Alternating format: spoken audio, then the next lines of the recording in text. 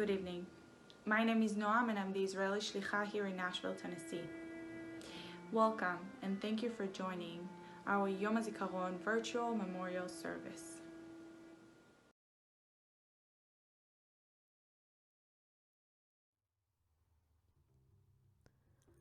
אני גיטרה, הרוח מנגן עליי בחילופי עונות.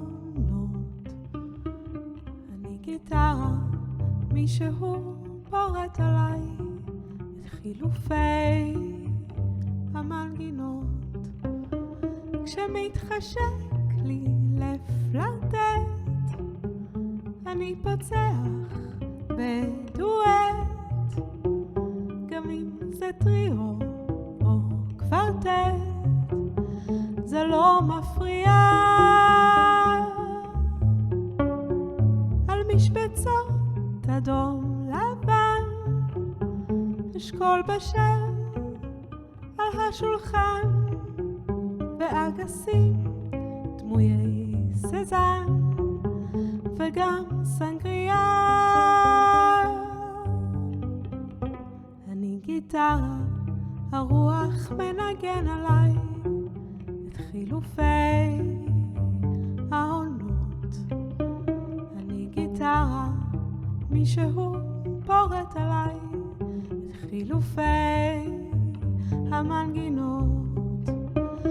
אני סימן, אני עדות לידידות ולבדידות, וגם במשעולי ילדות לצד לבטח. הרפתקאות צועניות במטוסים, באוניות, בהסתבכויות רציניות על כל השטח. אני גיטרה, הרוח מנגן עליי בחילופי עונות. אני גיטרה, מישהו פורט עליי את חילופי המנגינות. מה שנוגע לבנות, יש הסכמים, יש הבנות, ואין לי טענות, גם לא היו לי. לא התייאשתי מימיי, כי מה שלא קרה במאי יקרה בעזרת השם ודאי ביוני יולי. אני גיטרה, הייתי פעם עץ אולי, ובתיבת התעודה אני זוכר את כל מי שניגן עליי, ואני אומר תודה.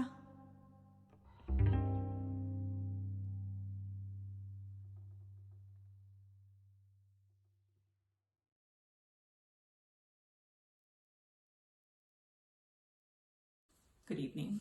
My name is Leetal, and I am an Israel Fellow at Vanderbilt Hillel.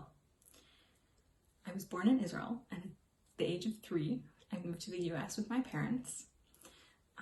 I lived in Los Angeles for about 15 years, and in 2015, I made Aliyah back to Israel. It was always very clear to my family that we would be living in Israel at some point, and it was very known, a known fact that my siblings and I would all enlist into the IDF. And at the age of 24, after finishing my bachelor's degree, I enlisted into the spokesperson's unit. It was an interesting experience, to say the least, being a 24-year-old soldier with my fellow 18-year-old soldiers. But it's an experience that I absolutely cherish. In relation to Yom Hazikaron, I wanted to share my experience, my first experience in Israel on Yom Hazikaron. Knowing what to expect and experiencing it for myself were two very different things. I had just finished work for the day. I was heading down into the main street of my city, walking back home, and the siren went off. Everyone stood still. People of varying ages, silent. Cars that were driving stopped. People got out of their cars in order to stand with us. In that moment, I felt truly honored to be in Israel, to be living in my country, and to be surrounded by all of these people. When I enlisted, having a Yom Hazikaron service, being in uniform, brought me to tears. I felt that I was honoring all those before me by enlisting. And I truly felt a part of Israel. I felt that I was doing my part, and I felt that I could give back in that way to my country. Thank you for letting me share my story.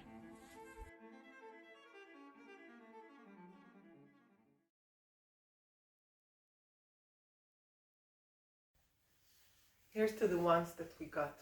Cheers to the wish you were here, but you're not. 'Cause the drinks bring back all the memories of everything we've been through. Toast to the ones here today. Toast to the one that we lost on the way.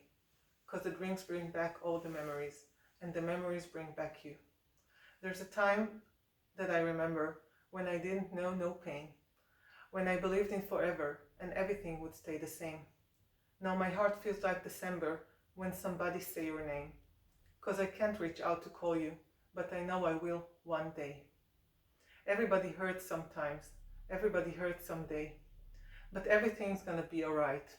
Go and raise a glass and say, here's to the ones that we got. Cheers to the wish you were here, but you're not. 'Cause the drinks bring back all the memories of everything we've been through.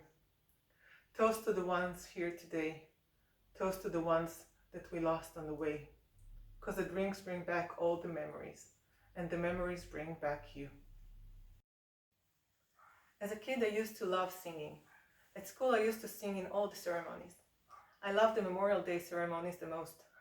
For most Israelis, this day is one of the most significant days in the year. In a small country where almost everyone goes to the army at the age of 18, almost everyone knows someone who died in the army.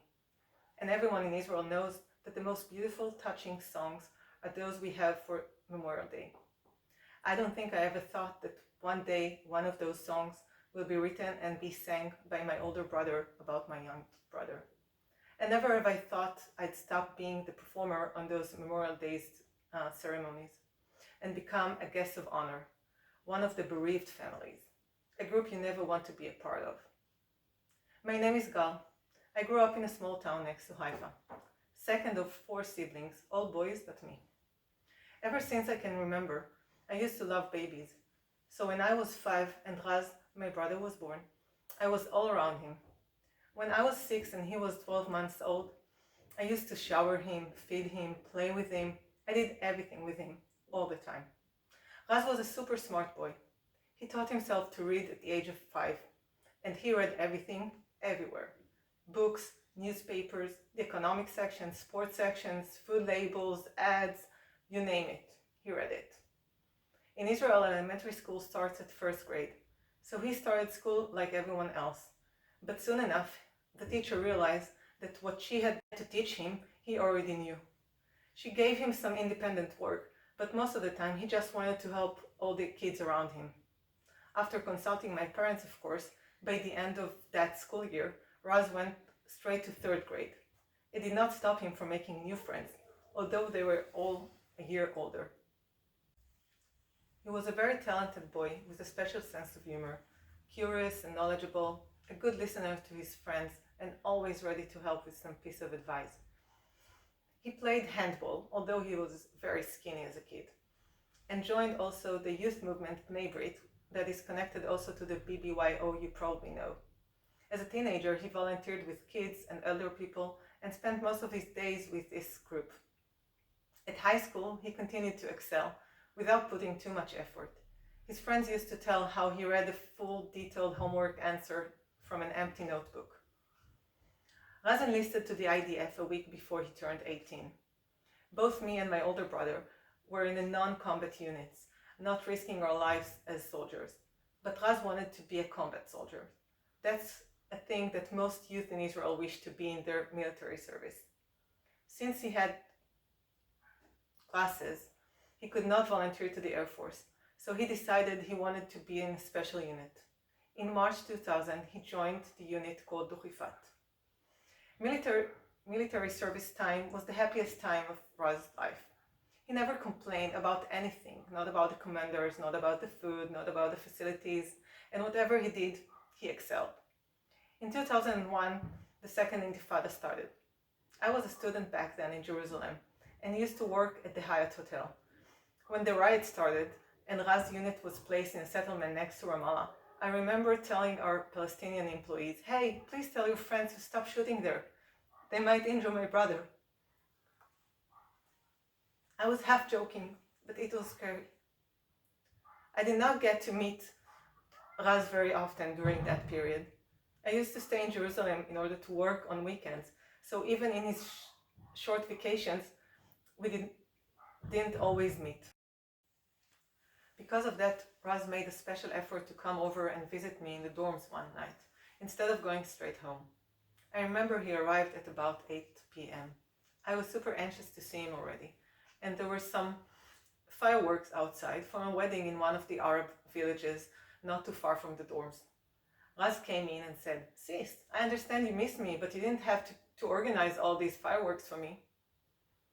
The last time I saw him was on the last weekend of October 2001. It was our father's birthday, and Raz came over to surprise him. On November 2nd, 2001, a Friday night, I was sitting in the dorm's kitchen with good friends who came to visit. I had a few unexpected visitors, and the doorbell kept ringing, but the 9 p.m. ring is the one I will never forget. I saw a few men wearing military uniforms and thought to myself that they probably got to the wrong apartment or floor. I remember that a second later I saw my aunt and uncle who lived across the street standing with them. The look on their face said it all. I realized that those are the announcers, those you never want to see on your doorstep. I think I was shouting, "No, it's a long one," even before they said a word. Raz, your brother, has been killed in a combat between Nofra and Betel. The whole story was told later that night by the battalion commander who came to my mom's home at about 2 a.m. Raz was the commander of a temporary roadblock. The army intelligence had information about terrorists who were about to perform a terror attack against Jewish who were on their way back from synagogue on Shabbat Eve.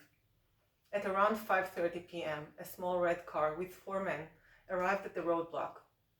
The driver stopped the car according to the rules. At that point, Raz left the military vehicle and went over to check their papers. The men who sat at the back shot Raz from very near into the joining of the bulletproof ceramic vest that was supposed to protect him. It seemed that Raz was instantly killed. His soldier was wounded in his leg. The way from Jerusalem back home to Kiryat Motzkin that night was a very long one, longer than usual. When I got home and met my parents and my younger brother Or, we all hugged, cried, and agreed we will have good, happy life, even though Raz was killed. He wouldn't have wanted it any other way. It did not make it any easier when I woke up at 7 a.m. the next morning and heard my mom mourning in Raz's room. On November 4th, 2001, we buried him, and more than 4,000 people were standing around us. On the funeral, Guy Tzvi, our older brother, sang for him. Apparently, he and Raz had an agreement they met in a bar one day. If one of them is killed for some reason, the other will sing for him a kaveret song on his grave. Kaveret is an Israeli band that they both loved. So Guy Tzvi kept his promise. He took one of their songs about an aging kid, but adjusted the lyrics for a kid that will never age. 30 days later, on the Shloshim, he sang another song for us called Malach Katan, Little Angel. Since then, we've had at least one Israeli song played in Raz annual memorial. Ever since, so many songs got totally different meaning for each one of us, just like the song Memory of Maroon 5 I read at the beginning. There are so many things to say and tell about Raz, the person he was and how much he's being missed. Our family chose life after he was killed. We choose to find the good in everything that happens, and we're trying to make the most of who he was and be better people. Erez Wiener, his commander, quoted Rabbi Kook in the text he wrote about Raz. The pure righteous ones do not complain about evil, but rather add justice. They do not complain about heresy, but rather add faith. They do not complain about ignorance, but rather add wisdom.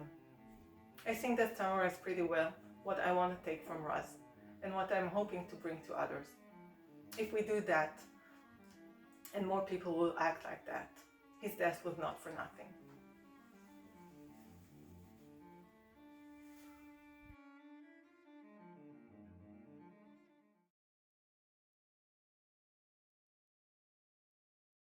Hi everyone, my name is Tal Pollack.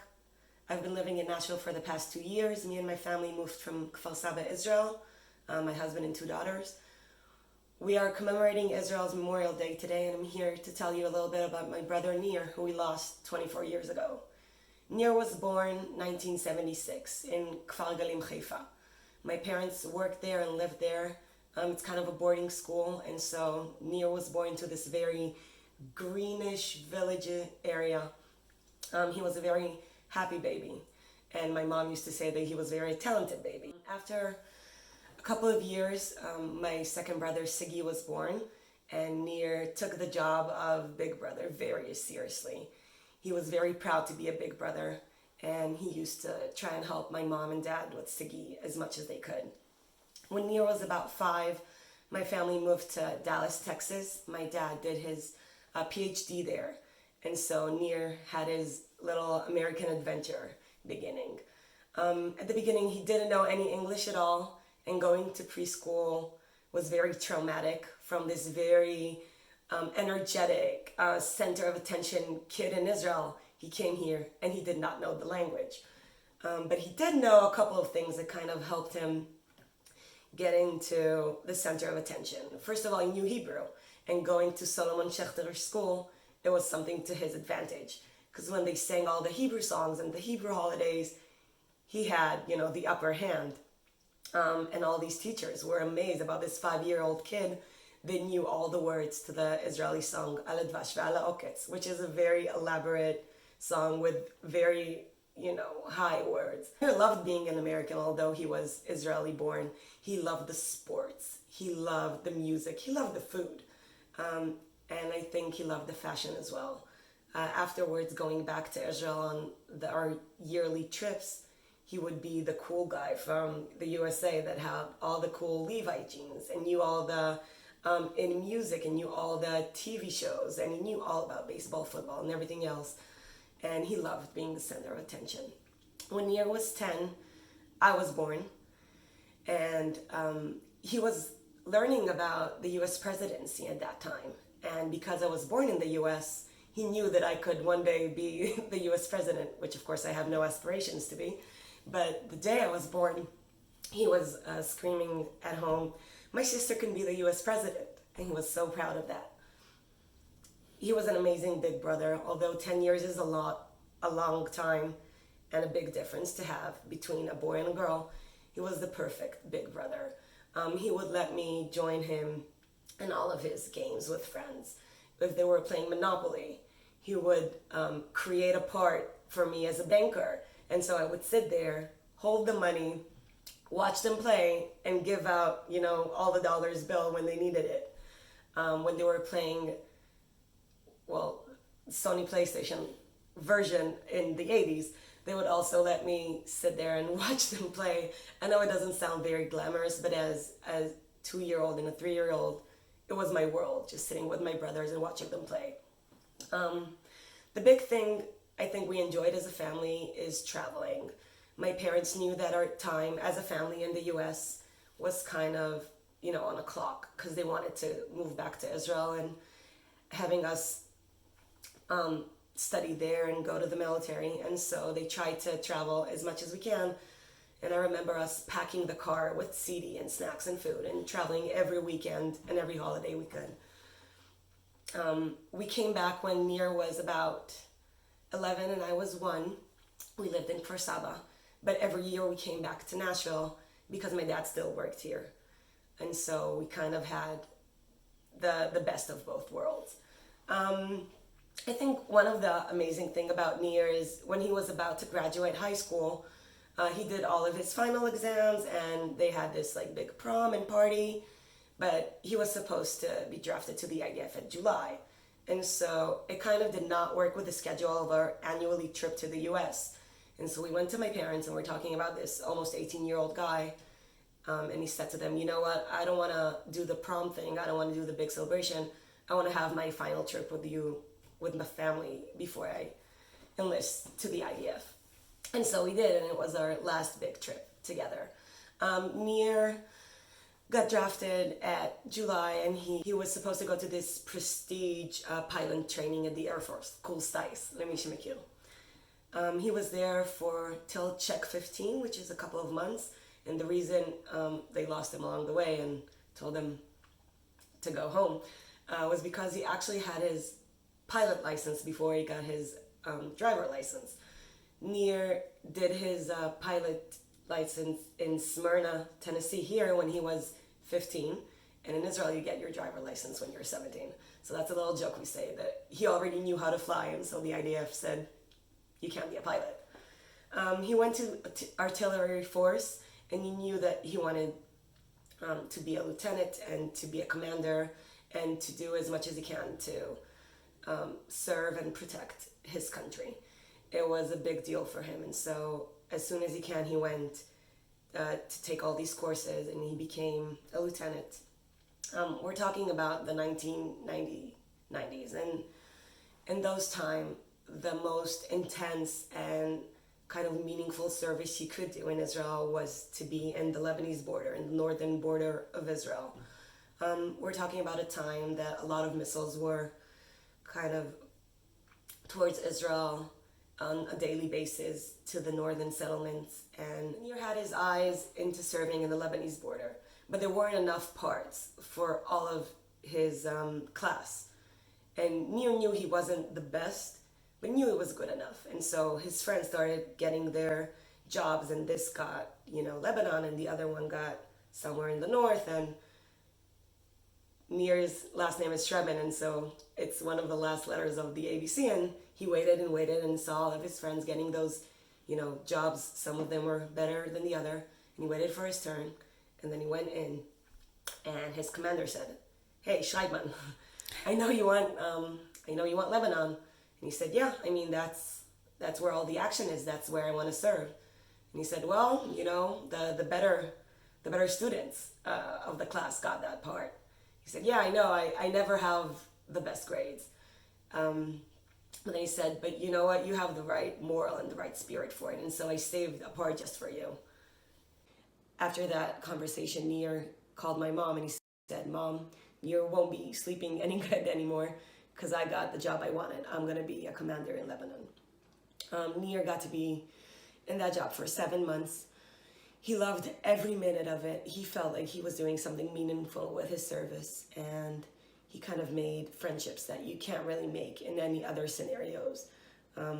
Being cooped up in this little room and little station with his peers, and kind of knowing that all you have is each other to protect yourselves for this big bad enemy. You really make lifelong friends. Nir died on February 4th, 1997. It was a Tuesday. It was a very rainy, stormy, windy evening. They were trying to get back to their station, Bufol, in Lebanon. And because of the bad weather, this is February, they really couldn't.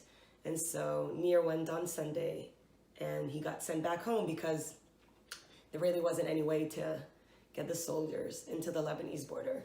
And he went back on Monday and again went back home. And we were ecstatic about the fact that he had another night with us. And my mom said, why aren't you staying, in Kiryat Shmona, sleeping there with your friends? I mean, why are you going all the way to Kfar Saba? It's a 3-4 hour drive on the bus. And he said, you know what, there's nothing compared to sleeping in your bed and having your food, Mom. And so that's what he did for 2 nights. And then on that Tuesday morning, he went and they decided that we're gonna send the soldiers in to their bases through helicopters. We all thought it was the safest way because when they were going with trucks, they were hit by missiles over the Hezbollah. So we weren't really afraid, and everybody were kind of just glad that they were gonna get to go to their base and other soldiers would be able to go back to their family and friends at home. 5 minutes before 7, those 2 helicopters that have 73 soldiers collided in midair. They crashed, and all 73 soldiers, including my brother Nir, died in that horrible, horrible helicopter crash. I was 10 years old. I was watching Beverly Hills 90210 with my brother Sagi in Kfar Saba, not knowing that our life was gonna be turned upside down. My mom got a telephone call from his girlfriend Jessica that told her to open the news channel because some horrible, disastrous thing happened in the north border, and she thinks Nir was on those helicopters. My mom said, no, Jessica, don't worry, he's already there. But in her gut feeling, my mom said she already knew she lost her son. The house was filled with a lot of people, and me as a 10-year-old, I think I was trying to comfort people, not knowing really the chaos that's going around. And I offered all the people a cup of tea. Everybody tried to call everybody. Again, it's 1997, and you don't have cell phones, and you don't have messengers, and you don't have any social media at all. You just have a phone line, and you're trying to call somebody like the rest of Israeli that night. The knock on the door came somewhere over the night when I was sleeping, and when I woke up, I knew I woke up to a different life. My mom told me Nir was gone, and since then, we're trying to live with the absence of him. We miss Nir every day for the past 24 years. We remember him exactly the way he was. This very energetic, funny, outgoing 20-year-old soldier. And we try to remember him in the little stuff that we do each day. When there's a very good song on the radio, I try to turn the volume up, put my windows down, and I feel his spirit kind of with me on that. I try to be good at sports, although I'm not really. I try to understand the rules of football and baseball, although I really don't. And I try to be as funny and as light as he was. I know that to my grief, there's going to be so many forms to come. My girls are too young now to kind of understand that they lost an uncle and that what they will never know. And they're kind of too young to grasp the meaning of Yom Hazikaron, of Israel's Memorial Day, and how these over 23,000 soldiers and victims of terror were a whole world to somebody, to their family, to their brother, to the sister, to a girlfriend, to a friend. And so I am waiting for that time that I can explain to them that I had a big brother and he was wonderful and I miss him. We do a lot of things to commemorate Nir's memory. We give educational scholarship to commanders that did excellent in their service, the artillery force where he served. We give watches to soldiers that finished their basic training. And we also did a big public, beautiful library in Laverne, Tennessee, which is where my father has been working for the past 40 years as a real estate developer. So if you ever go down Nir Shreibman Boulevard and you see Nir Shreibman Public Library, think about Nir, my brother, and who he was. And smile, because that's what he would want you to do. Nir had a lot of songs. He's a whole playlist of a very eclectic music. It would be Hebrew, Rami Kleinstein and Shlomo Artzi, and in English it would be Tracy Chapman and the Beatles. And the last band that he loved was the Counting Crows. Being this American Israeli kid, Nir had the privilege of knowing about all the hit artists before they came to Israel and kind of brag about knowing the hot new band. He got this CD from the Counting Crows just as he got listed to the IDF. and his friends at the tent said he would play it on repeat all night long when they were supposed to get their beauty sleep to be training better. He would kind of pop his guitar and put the CD on. And so I think the song that's most recognized with Nir is A Long December by the Counting Crows. And I hope that when you hear that song, you would think of him.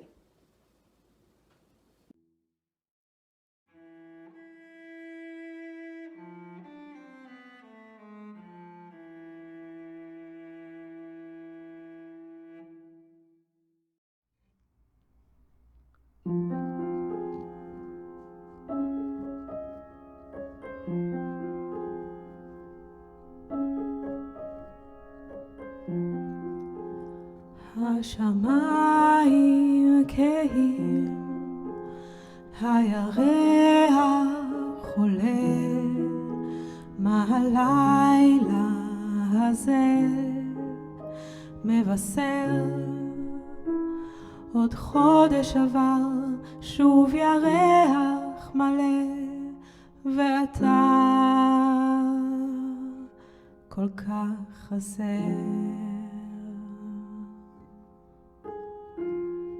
חודש אב בחומו, והלילה כה תמיר, לבנה במילואה, ואתה במילואים. השעה מלחמה של אסון, ואין ברירה ואין ברירה, אילו רק ניתנה בידי הבחירה. הבטחת, אז איך עבדה לך הדרך חזרה, איך עבדה לך הדרך חזרה. פתחתי את הדלת לבשורה המרה.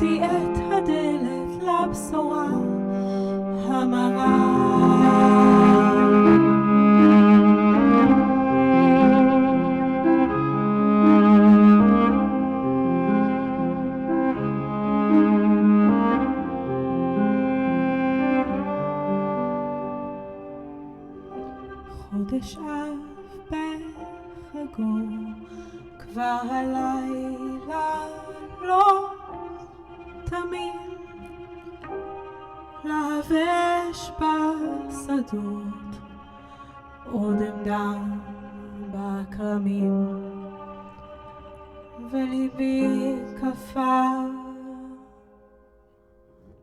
ואין אור כוכב. לעולם, לעולם, לעולם לא תמלא עוד הלבנה של חודש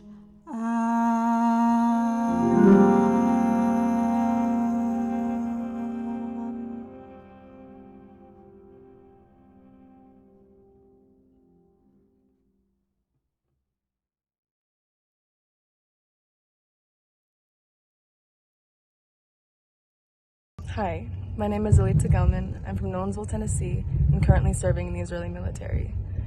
I drafted to artillery, which is a mixed combat unit, and we are currently in Imun, which is 4 months of simulating warlike scenarios. A song that resonates with my service, or more specifically my training, is Black Bear by Black Bear. I found that reciting the lyrics in my head really helped me push myself during marches that we had. Growing up in Israel, Yom Hazikaron, or Remembrance Day, was always very emotional, but I never truly understood the impact and what it meant until I experienced the day and the sirens in uniform.